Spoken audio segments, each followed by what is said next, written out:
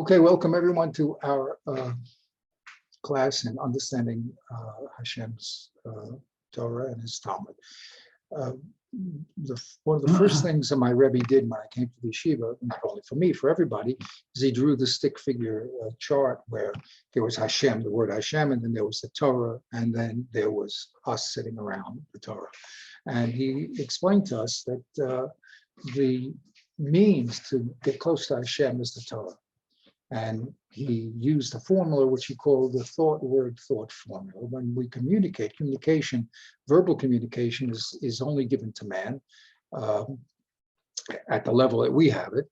And it is the essence of our relationship with the Kodesh Baruch Hu. How does that work? When Kodesh Baruch Hu takes his ideas about the universe, and especially what he wants his Jewish people to do, not only the non-Jews also, but especially the Jewish people have special obligations. He encodes all that information into the Torah, and he gives the decoding program, the unzipped file, as we say, to Moshe Rabbeinu, and that's called Torah Shabbat Peh, the oral law. So Moshe Rabbeinu comes down, he gives us the Torah and the keys to opening up the text in all its detail, and that process has been going on ever since Moshe Rabbeinu received it and he gave it to Yeshua, and Yeshua all the way on, every generation. That's the system. What did the Ramchal do? When I went to yeshiva, so my Rebbe was very impressed with the works of the Ramchal, Reb Moshe Chaim Luzzatto, around 1750. And what he did was he explained what we call the meta system of thinking. Okay, sort of if you rolled your eyes back and looked at your mind, how does it work? No, I mean, why does it work? It works how it works. I do everything well. No, you can actually investigate how your mind works to understand information and to communicate information. So that's really the thought formula. You have thoughts in your mind. You have to translate those thoughts into words. And then you have to, the person on the other side has to hear your words and recreate those thoughts in his mind. So that's the foundation of verbal communication. And that's the method that the Kodesh Baruch Hu uses. So in order to be an effective understander of people's communication, you have to know how words work to communicate ideas. And now, of course, the better that the person who is creating the words is at accurately clothing his ideas into words, then the better that you will be able to understand his concept.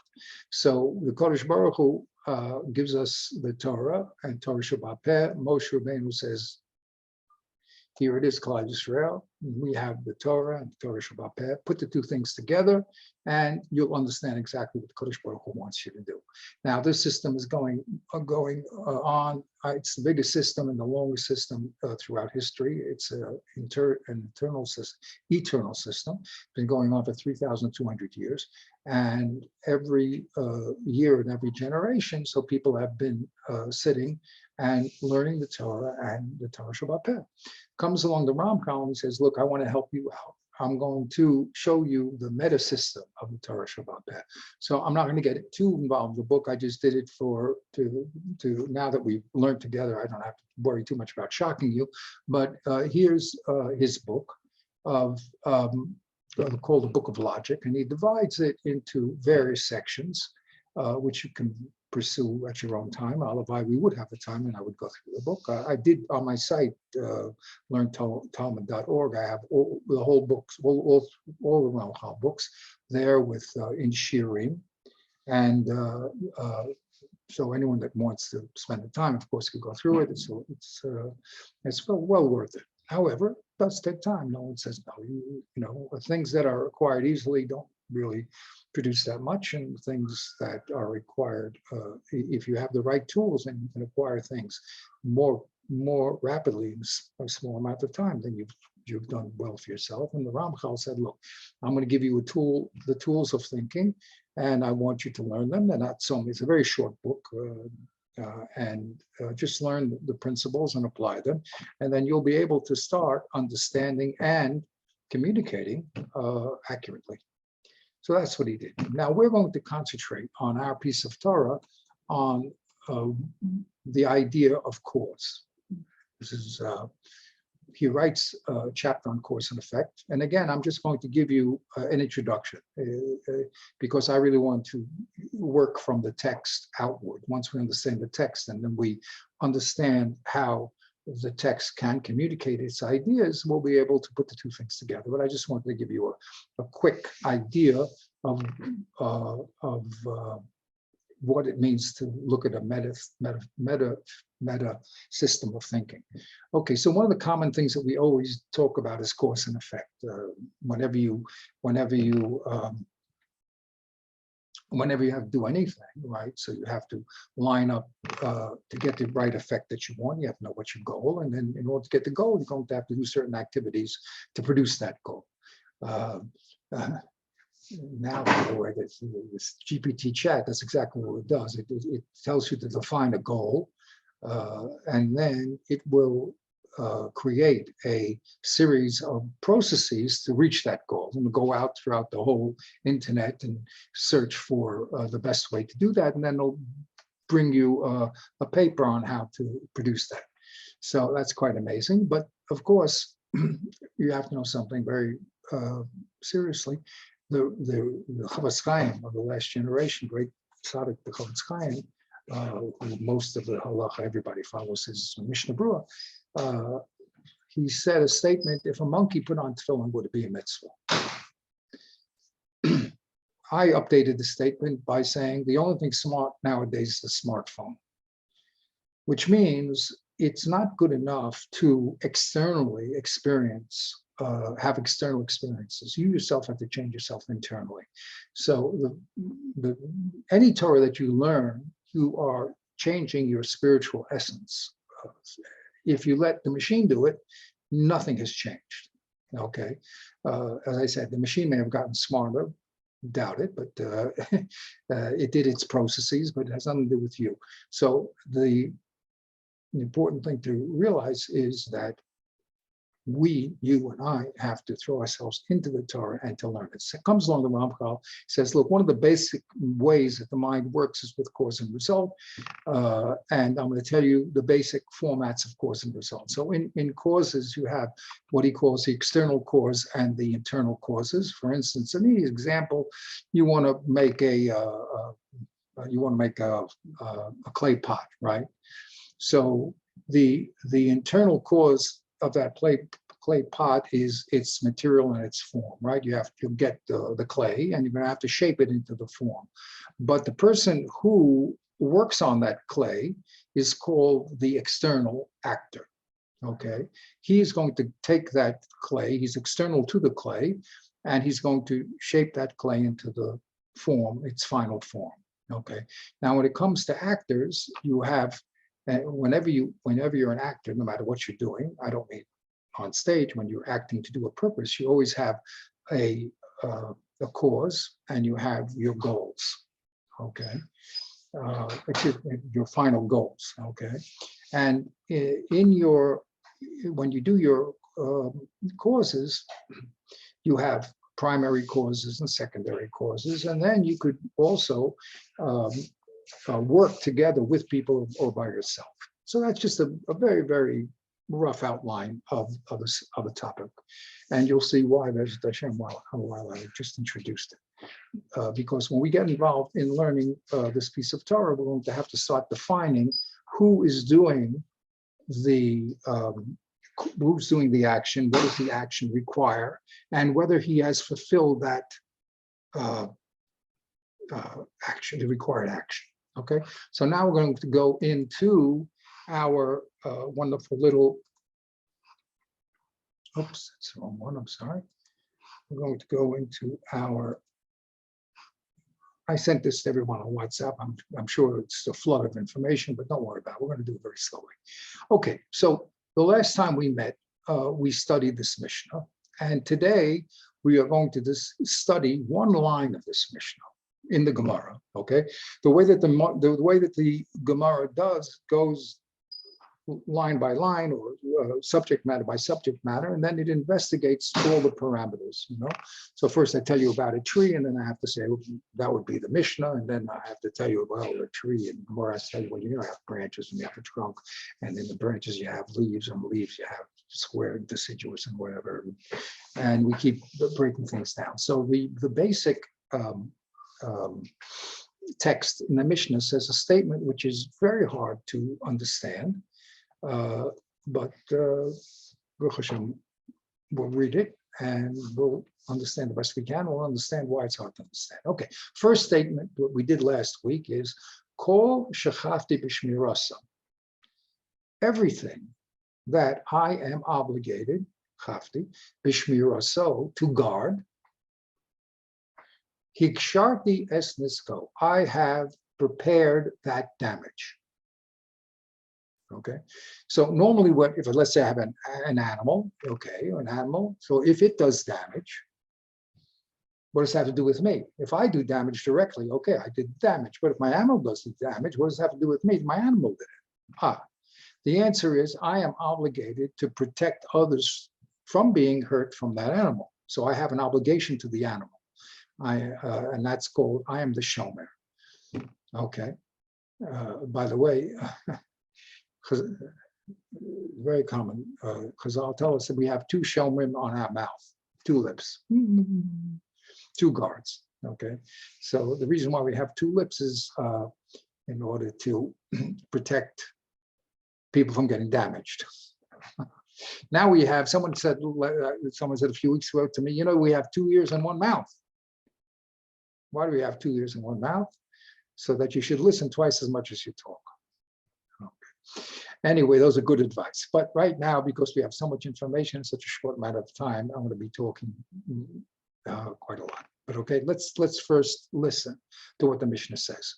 Kol shechafti b'shmiraso. Anything that I am obligated to watch, whether it's my lips, guard your tongue, or an animal, or a dangerous piece of machinery that my workers use. So anything that I'm obligated to protect others from being damaged. So if I don't do that protection, it's called hiksharti es nisko. I have prepared the damage. I am part of the damage, and I must pay for it. Okay, so very simply speaking, if I don't watch my dangerous items, then I have to pay for it. That's simply what it says. Of course, the language is a little bit difficult. We won't delve into all the nuances, but that's the simple meaning of the text. What I'm obligated to watch, I'm going to have to pay for if it does damage. That's the first line of the Mishnah. Very simple. So now we're going to involve ourselves in the Gemara. Okay? There's the Gemara. Of course, it doesn't look like this on the page, but trying to help everybody out. So we're going to have a little bit of a, oops, let's see if I can make that.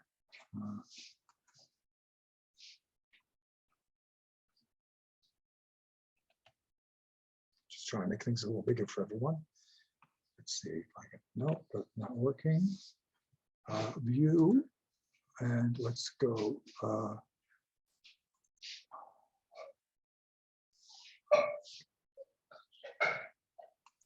It's probably too much, right? Oops, that's too much. Just trying to make it easy for everyone to read.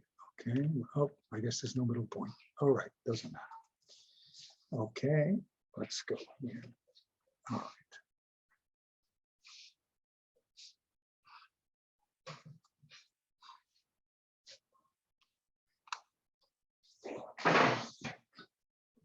So the Gemara wants to explain that first line that said, Kol shechadi b'shmiraso hiksharti es nisko. Anything that I have to watch, it's as if I did the damage, and I have to pay for it, of course.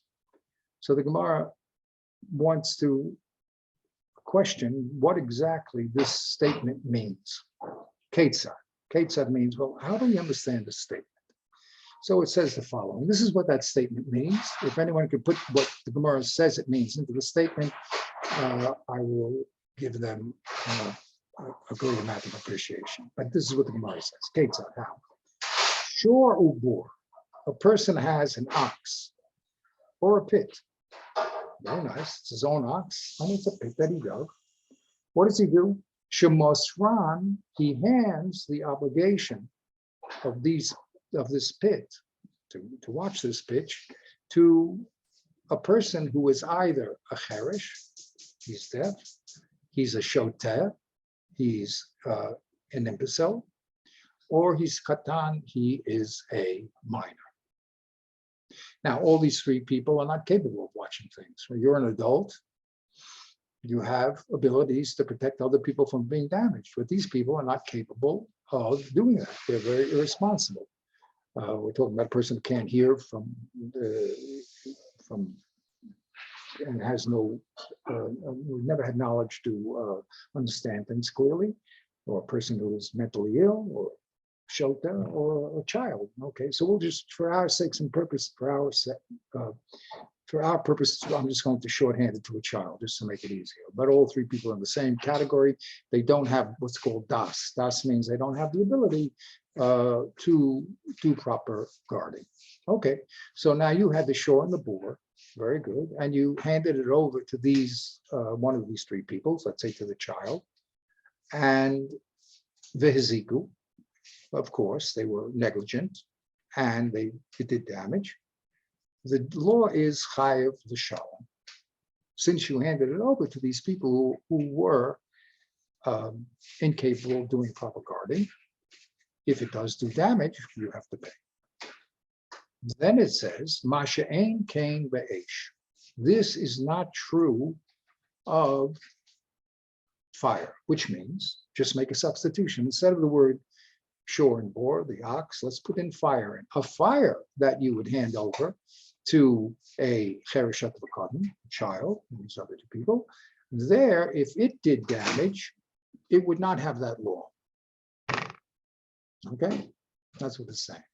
So you have three people who are normally considered incompetent to watch anything, and you handed over that responsibility to them. And we can understand why, if the ox in the pit did damage, you'd have to pay. But strikingly, if I gave the person a fire, a lit fire, a nice torch on Lag BaOmer, and I said, watch this for me. And then he went and burned something down with that fire. They come back to me and said, why did you give that kid a torch? He can't watch that stuff for you. Well, the Brisa says I don't have to pay you. Isn't that interesting? So that's Rabbi, what it's kind of hard to understand. It's kind of hard to understand this. I mean, it's similar to what you said last week relative to if I dig a pit 5 I'm deep and it's 10 is the penalty, and the person who or whatever 6 is the penalty, and the person who digs one more hole, he's responsible. I can understand that, but how are you obligated on one ox or pit and not obligated on fire? I realize that we have to understand and accept certain aspects without a logical sort of completion to necessarily knowing what it means, but can you explain a little further how you think that is? Well, the problem you're asking is not only your problem, it's the Gemara's problem. In 1 second, the Gemara is going to say, what in the world are we talking about here? So you shouldn't throw away your question right away. It's actually a very good question, because it doesn't make any sense. I gave a fire to a child, and he burnt someone's house down, and they come back to me and they say, well, I'm sorry, the Brisa said I don't have to pay. Very strange. But it would seem to me that child, or that whatever we're going to call someone who has a I don't want to say a deficiency, whatever you call it, that as the guardian and as the parent, he says he translated, who has limited intellectual capacity, and therefore is incapable of sufficiently guarding. That's nice language. Yes. But also a minor. A minor is under the responsibility of the parent until the time when they become of age. If they are limited capacity, they still are the obligation of the parent, right? I mean, isn't it, under every circumstance, if I send my kid who's a minor and the damage is done with any of these 4 damages, I, as the parent, am responsible for the child. I am the parent and responsible for the slave. I am the owner, or whatever the agent of me. But you have to be very careful. It's not so simple. It's not so simple. When it comes to children doing their own damage, unfortunately, you can't. They can't collect from you. But that's another story. But here, our problem here is here you gave the child a dangerous item. The child didn't go out and play stickball and broke someone's window. Here you actually gave him an item which was dangerous. And the Mishnah says you don't have to pay. And that's very hard to understand. And what's harder to understand is when it came to the ox and the pit, there you definitely do have to pay. So if you have to pay for the ox and the pit because of your negligence, why don't you have to pay for the aish, for the fire? But then if you have to pay for the ace, you should pay for the mava. Hold on. Oh, that's a very good question you just asked. In between the lines. How many types of damages are there? 4. How many are spoken about here? 3. Which one is left out? The man. So we also have to know, why was man left out? Okay. Why is a man left out? Okay. So simply speaking, without that's just an excellent observation, just off the top of my head. We're not talking about the prime damager here, okay, or which is the man himself. We're talking about agents that he tells to watch an item, okay. So that's the chiddush here, because we're going to move the first chapter of the Gemara that we did for many weeks talked about the items of damage themselves. But now this chapter, second Mishnah, it starts to talk about the owner's responsibility to watch. That's a different aspect of the same problem. Okay. In other words, when damage happens, you always have the person and the agent and the result of damage, the victim and the result. In the first parak, we spoke about the means of damage. The man was doing the damage, and he had various means of doing it. And now we're going to talk about the idea that a man is negligent in watching his animal. So he doesn't take his animal and send him necessarily to the next door, but he says he hires someone who's insufficient to watch to do it. And the Mishnah is telling us, simply it says, if I have an obligation to watch, then I have an obligation to pay. Yet the Brisa, when it interprets this statement, says that's only true about shore and bore, but not aish. It's very hard to understand. The pit and the ox, it says call everyone. Anything that I have an obligation to watch, I have to pay for. Well, I have to.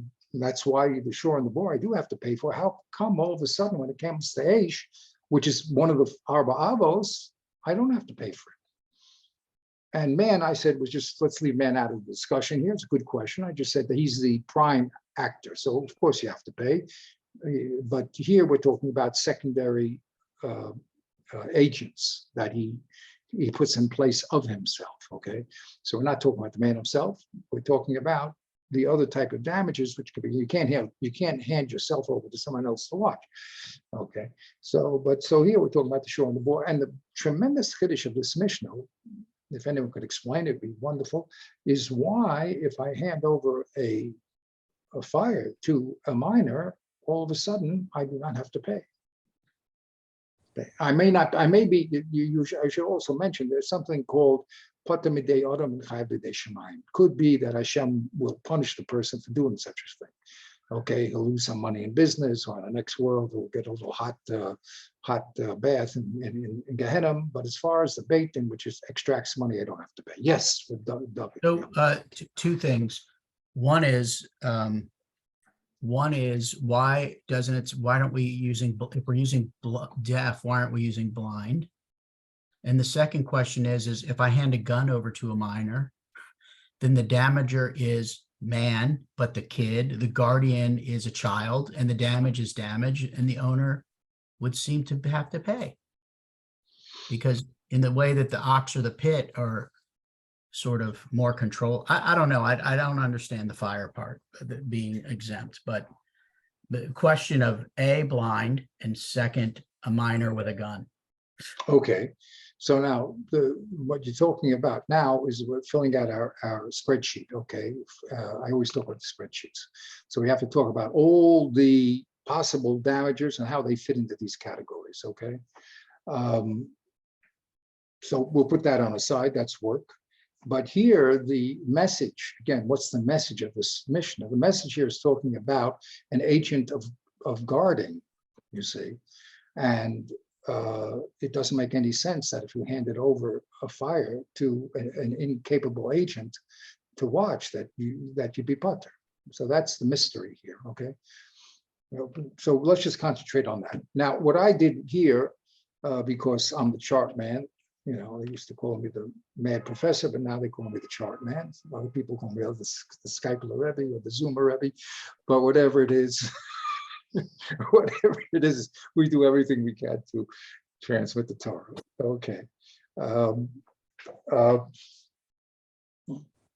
If Moshe Rabbeinu had PowerPoint, would he have used it?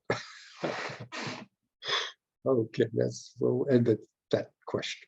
Okay, so what I did on my chart is I divided, as we normally do from Dr. Gemara, into case and law. Okay, case and law. We always have to be clear about a case and law. Then we're going to have to explain what the factor is in that case that generated the law. Okay, that's called a factor. And the fourth thing that we always talk about is source. Okay, what is the source of the particular law that you're saying?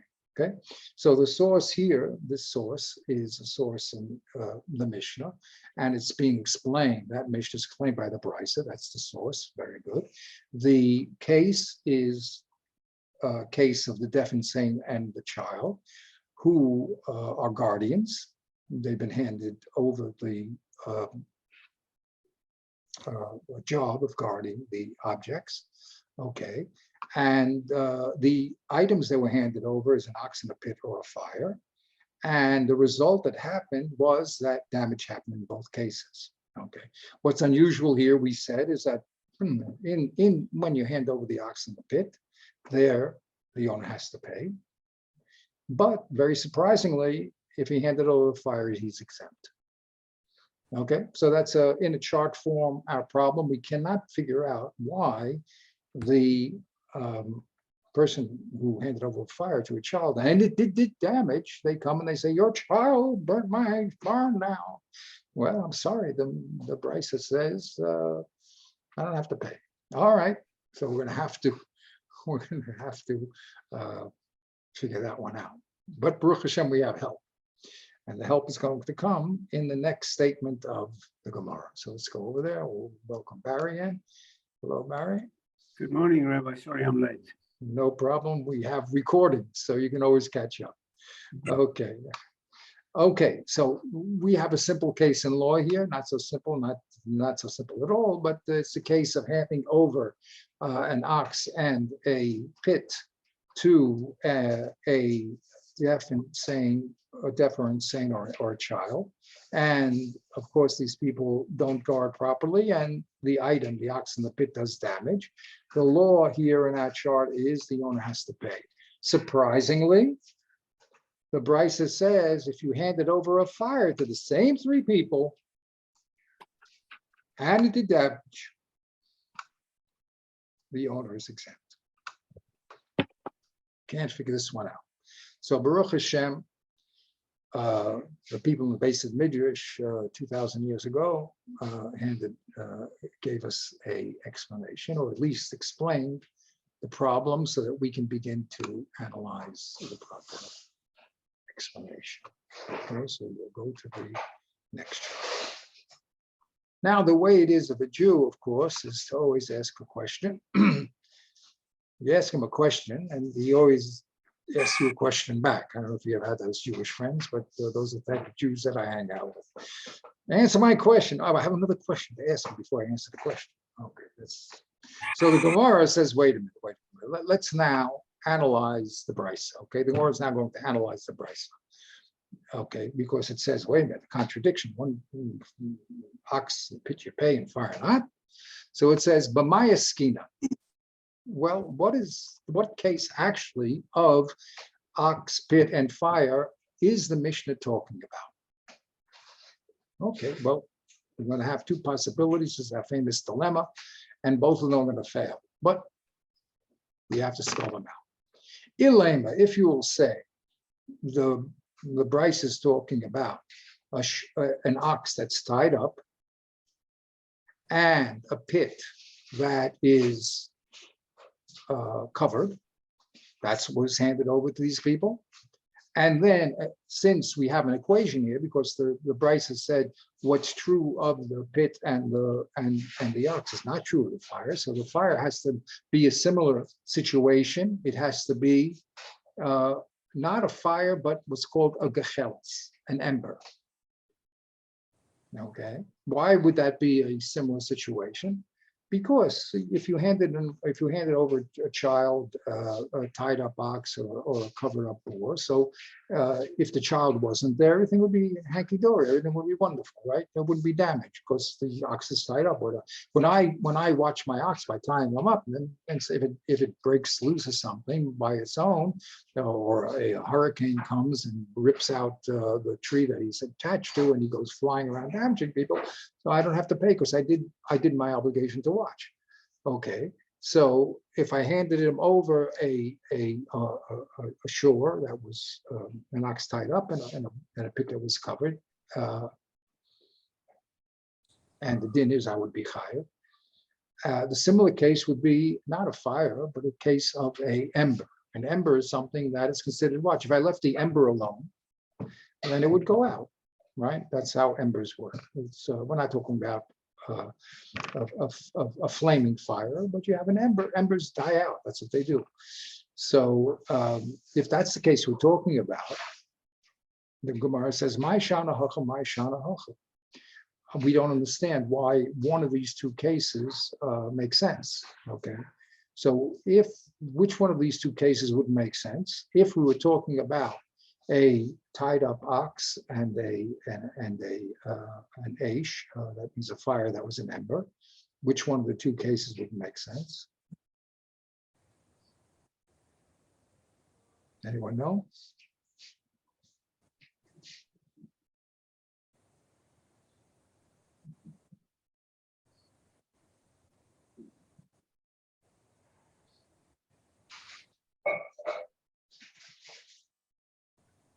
Repeat your question. My question is like this. The Gemara says, wait a minute, doesn't it make, if we're talking about, we're now setting up the Brisa to analyze it. So we said, okay, let's analyze the Brisa. Two possibilities. One, that he said he gave him a dangerous item that was protected. And on the next page, we'll talk about if he gave him a dangerous item that wasn't protected, okay? So here, let's try the first possibility. Let's say that the person handed over to this child an ox that was tied up and a pit that was covered up, okay? So if he uncovers the pit or unties the ox, he's responsible, but otherwise the guardian is responsible because it's his property and he's responsible to secure it in both cases. So you're saying he's not responsible for the action of the child? Not unless he unties or uncovers. No, let's say the child now unties or uncovers, he unties the ox or uncovers the pit. Well, it would appear that given the fact that the guardian is responsible for deaf or insane or child, that the owner still pays.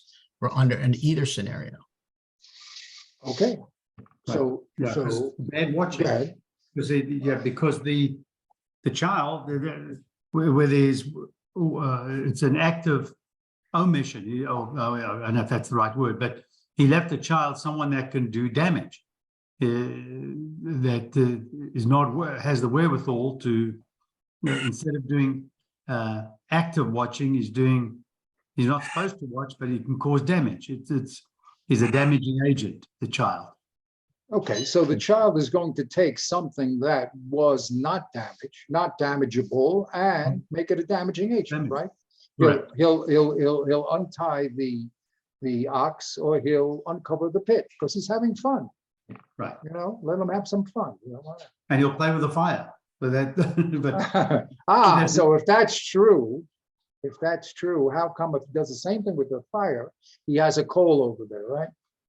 And he said, "Ooh, let me play with this. Let me throw it in the air. Let me blow on it. Let me make it into a flame." You see, over there. So why am I putting on the fire? Doesn't make sense. If you're going to tell me I'm obligated because I gave it not only to a person that can't watch, the person who's going to actively make something that is non-dangerous into a dangerous item. So we say in the old country, what's good for the goose is good for the gander. Yeah. Well, you know, equality over here. If I have to consider that the child is going to take a protected item and make it bad, so then what's the difference between if he does it with the shore or he does it with the Aish? The Aish should also be high. correct. Yeah. So that's the way you guys love it, right?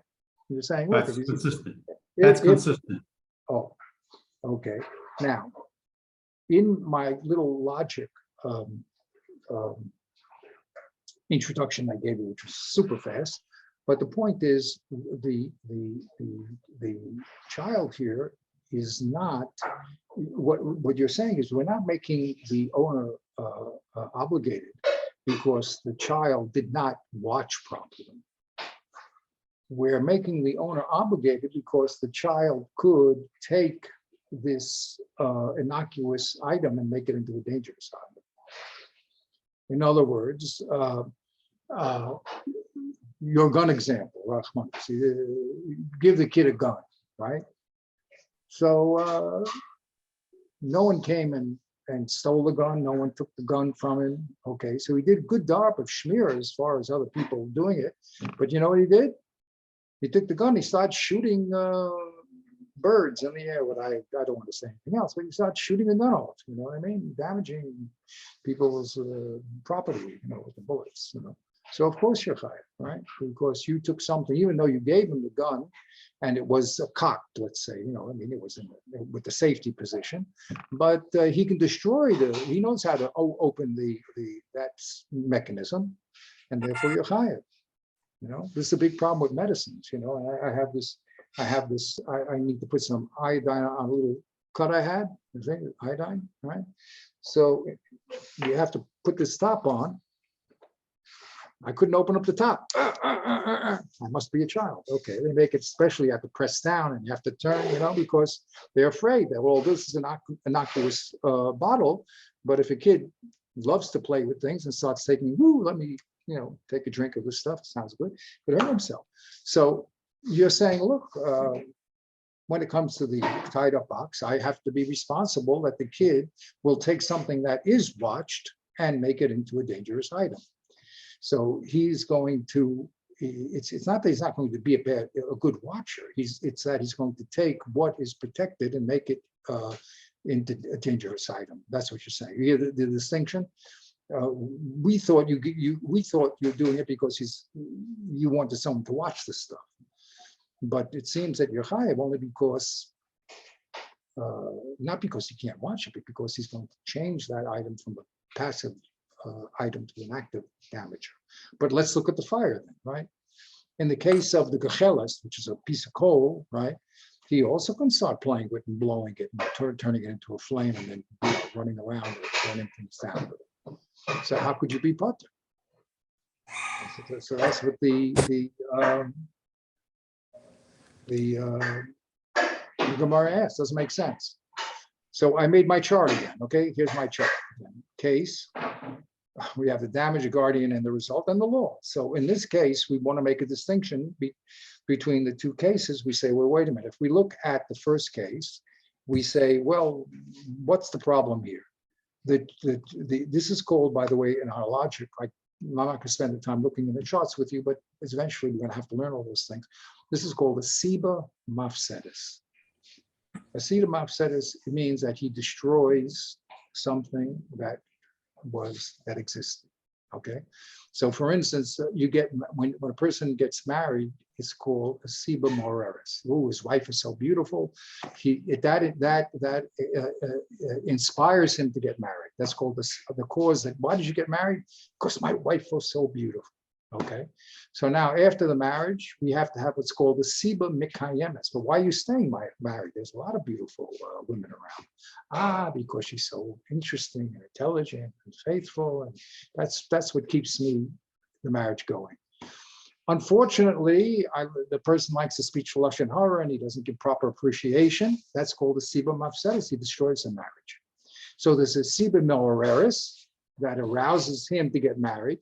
There's a siba mikayemis, which keeps the marriage going. And there's a siba mafsedis, which can destroy the marriage. Rav David Zola said he's learning Mesilas Yesharim.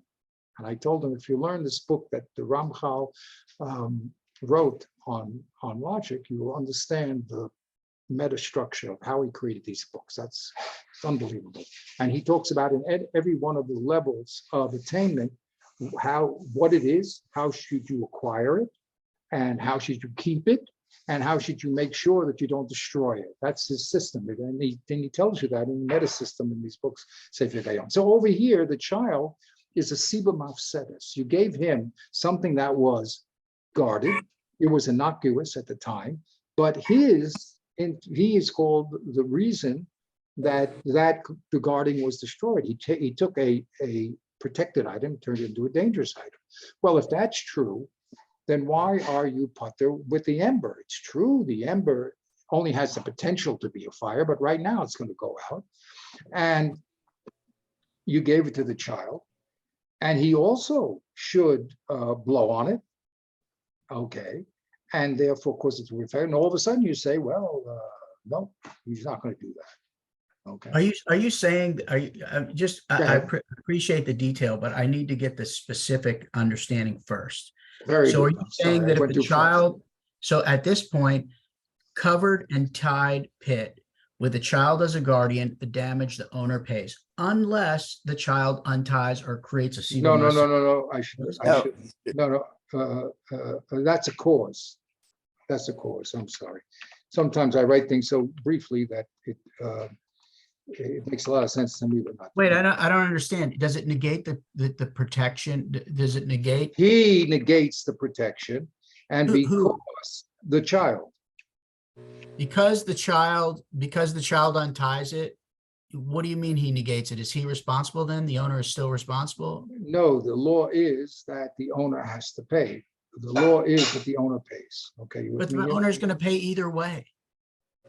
No, he's not. The owner, we said in the slide before this that the owner is responsible anyway. Did we not? We're investigating. We're investigating. Remember, we have to have what's called a parallelism. That means both these cases are going to have to work. Okay. So they both are going to have to be talking about the same circumstance. Okay.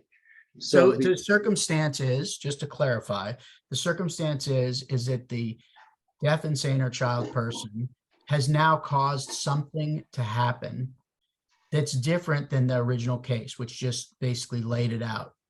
So here in the original case, we do not know why the child is, why the owner is obligated to damage.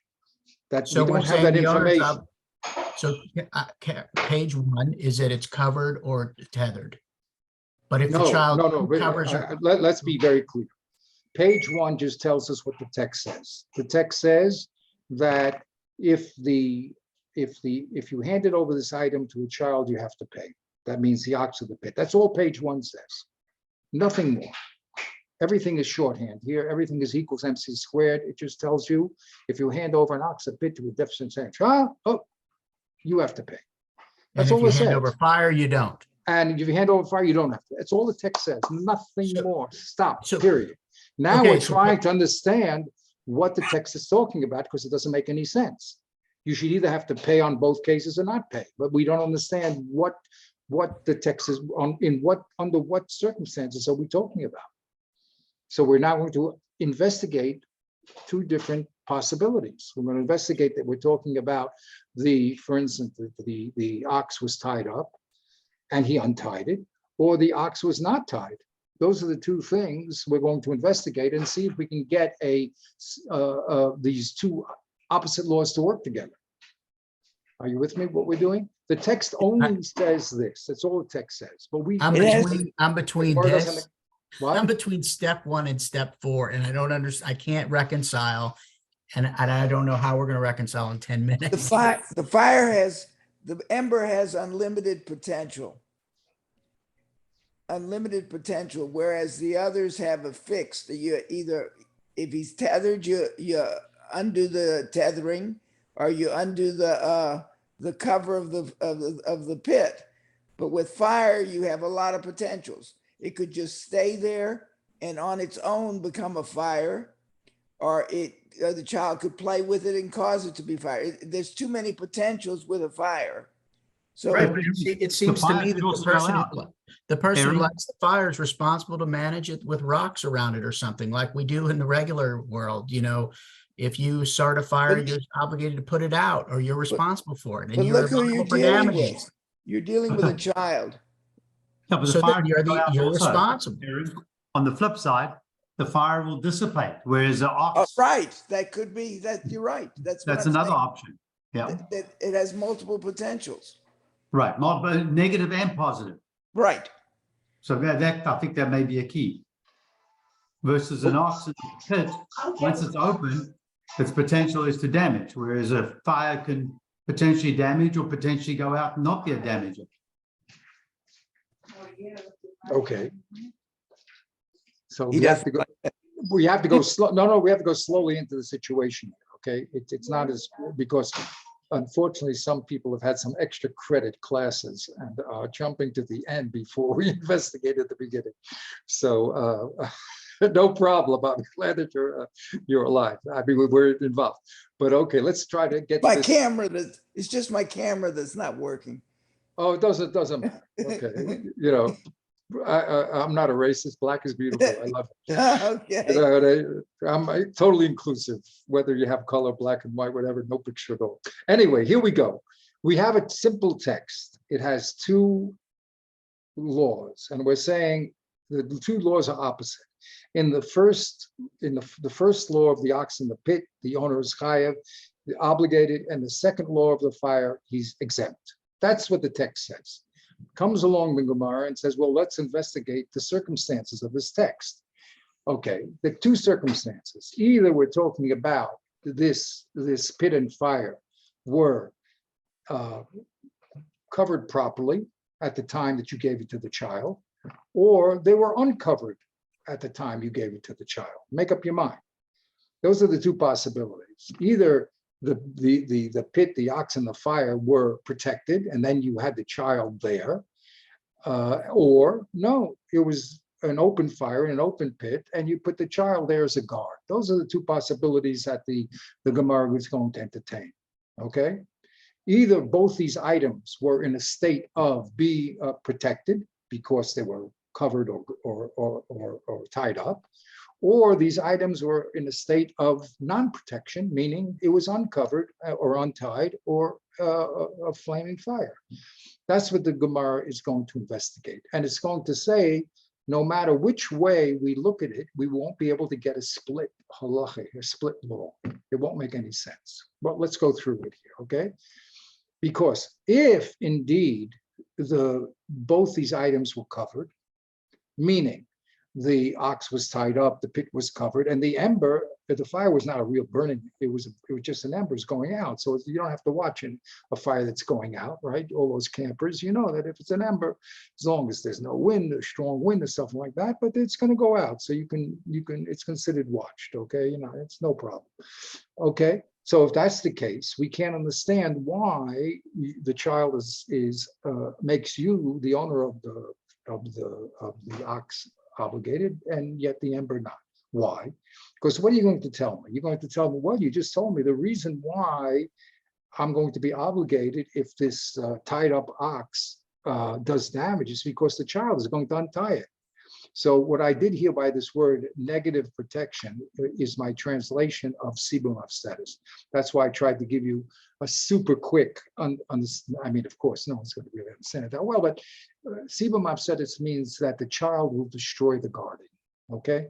Right, that's a cause that destroys, okay? A lashon hara destroys, okay? Not giving people proper respect destroys relationships, okay? So that's called a siba mafsedis. So the child here in this situation is called a siba mafsedis. So that's why you have to pay. Well, if that's true, you should also have to pay with the ember, because just like he can untie the ox, he should be able to blow on the ember and make a real flame out of it. It has the potential. All it has to do is, kids like to have fun, just that little blowing and it blows up. So we can't understand the sefer here. Okay. Now, the opposite way around, if you tell me that well, it's only an ember, it's going to go out, so he doesn't have to watch. Not that he's going to intervene, but he doesn't have to watch, because it's an ember. So why should he? When I gave him something that he didn't have to watch, so why are you chayav? So you're really forced to say in this first situation that it really I would put the arrow the other way. But it doesn't matter. If already you're telling me that if something is in a guarded position, I have to pay, right? So even an ember, which is in a guarded position, but it can turn into a raging fire, I should have to pay too. So I can't understand this side, okay?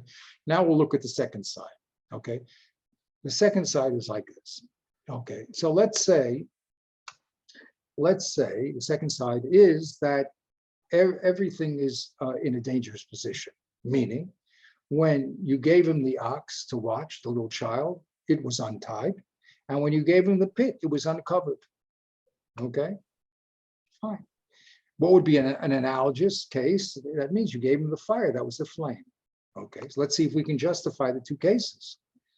Okay, it doesn't seem we can. Why? Because if you're going to tell me that you don't have to pay for the fire, even though it was a flame, so you shouldn't have to pay for the ox in the pit. I mean, the fire you gave him a dangerous item, a fire, and you're telling me you don't have to pay. So the same thing with the pit, you shouldn't have to pay, and vice versa. If you're telling me that I have to pay because I gave him an unguarded object, okay, so then I should have to pay for the flame also. Now, this is what I want to explain to you now. I know our time is so limited, but maybe eventually we can increase the class a few times a week or double, because these things take work. Okay, but this is why I gave you this super speedy introduction to cause. There's a cause that destroys. That means the child is going to destroy the good protection. But there's a cause needed to create something. That's called the siba mikayemis, okay? A creative cause. You have to create, when you hand over your dangerous items to a shomer, that shomer has to be a person who is responsible. That's called the siba kayemis. You have to make a good guardian, okay? You have to make a good guardian. Now, the child is not a good guardian. So if I hand over an open pit or a untied ox to a child, it's not that he's going to play with it. It's that he's incapable of guarding. He's not a good shomer. So if that's the case, and you're telling me, of course, you hand it over to a person who is incapable of guarding. So then also when it comes to the flame, which would be the analogous case, you're handing it over to a person that's incapable of guarding. So why are you exempt over there? It doesn't make any sense. That's what the Gemara asks. Now, the question becomes a little more complicated, because there is actually another text where a great rabbi called Reish Lakish says that you have to pay. So we have two problems here. We have one problem is, why did the interpretation, the Brisa, interpret the Mishnah by saying, hey, a flame, no problem, you don't have to pay, when Reish Lakish says you do? And the other problem is, it doesn't make sense. If it's an open flame, it's a dangerous item, why should you be exempt? So this is called being being impaled on the horns of a dilemma. Now I have to explain to you all these things because it's once you understand the process, you understand how to come to conclusions. Being caught on the hands of a dilemma, on the horns of a dilemma, means no matter which way you explain something, you're going to get caught. So you have a raging ox. You try to go to the right, you're going to get caught. You try to go to the left, you're going to get caught. Okay, so we explain to you all the possibilities of how we can explain this text, and you cannot get out of the situation. It looks like the brisa doesn't make any sense. When you are being impaled on the horns of a dilemma, there are two possibilities. One, you grab the bull by the horns, or two, you escape through the horns of the bull. Okay, what does that mean? You either say, well, it's not true. If I go to the right, I can't escape because I'll show you that I can overpower the bull with a quick move. Or it's not true. If I go to the left, because I can sneak in between the fence and his left horn. There's enough space. That's grabbing the bull by the horns. But in other words, I tell you why it's not I'm not necessarily blocked on both sides. The other way is going through the horns, which is saying that there's a middle case you're left out. You're telling me there's only two ways to escape this raging bull. There isn't. I can actually go through the middle. There's a third possibility, which is neither A or B. So that theoretically is going through the horns of the bull. So here we set up the dilemma. We said, look, two possibilities of this text. If the law in ox is you're obligated when you hand over the child, and the law in fire is not. Two possibilities, says the Gemara. Either they were both watched, in which case, excuse me, yes, they were both watched, in which case, why am I chayav? Or they're both unwatched, so why am I exempt? So no matter which way I turn this situation, I am being impaled on the horns of the dilemma. So we're going to stop at this moment, okay, because I'm trying to be very particular on time. We'll next week go to the Gemara's solution, and then we'll have to analyze what did the Gemara do? Did it escape through the horns of the bull, or did it grab the bull by the horns? Okay, so I'm going to stop the recording.